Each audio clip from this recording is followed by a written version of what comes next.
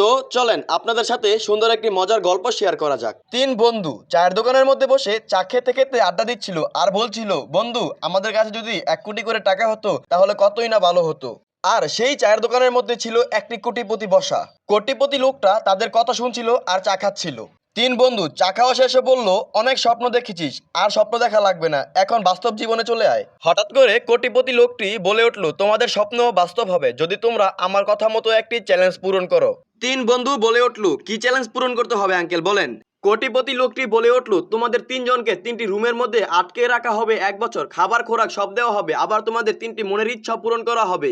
কোটিপতি বলল, যদি এই কাজটি করতে পারো তাহলে তোমরা তিনজন 3 কোটি টাকা পাবে। তিনজন বলে উঠলো, হ্যাঁ আমরা এই কাজটি করতে পারবো, কিন্তু আমাদের তিনজনের 3টি মনের আশা পূরণ করতে হবে। কোটিপতি লোকটি বলে উঠলো, তোমাদের মনের ইচ্ছা কি, তোমরা তিনজন 1 বছর কি নিয়ে থাকতে চাও ওই রুমের মধ্যে। এক বন্ধু বলে উঠলো, আমাকে একটি মেয়ে দিবেন। আরেক বন্ধু বলে উঠলো, আমাকে অনেক অনেক বই দিবেন। আরেক বন্ধু বলে উঠলো, আমাকে অনেক অনেক সিগারেট দিবেন।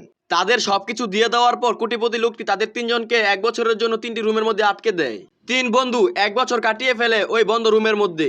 1 বছর হয়ে যাওয়ায় কোটিপতি লোকটি গিয়েছিল তাদের খোঁজ খবর নেওয়ার জন্য, তাদের চ্যালেঞ্জ পূরণ হয়েছে এই বিদায়। যে বন্ধুটিকে মেয়ে দিয়েছিল তার দরজা খুলে দেখে সে যমজ 2জন বাচ্চার বাবা হয়ে গিয়েছে। অন্যদিকে যেই বন্ধুটিকে বই দিয়েছিল সে দেখে দাড়ি বড় হয়ে একদম কবি হয়ে গিয়েছে।